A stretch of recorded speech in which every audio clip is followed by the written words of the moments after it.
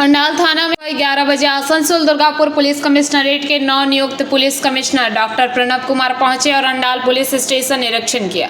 उसके बाद commissioner doctor Pranav Kumar Andal police station के सभी अधिकारियों से मिले। उसके बाद सबसे बात किया, फिर जनता से मिले। उन्होंने कहा कि 2026 के विधानसभा चुनाव में हर कोई शांति से वोट कर सके, कहीं कोई दिक्कत न हो और आसानी से वोटिंग हो। इसके लिए अंडाल से पांडवेश्वर विधानसभा और लावदोहा फरीदपुर मैदान के लिए निकले। लावदोहा फरीदपुर में मुख्यमंत्री का कार्यक्रम 27 तारीख को होना है, तैयारी का जायजा लिया।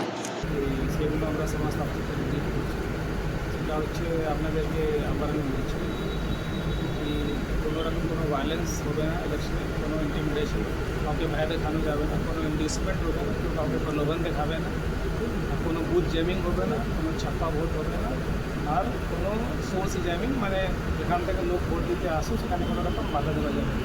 এইসব 6টা জিনিস আমরা আপনাদেরকে বারবার বলছি।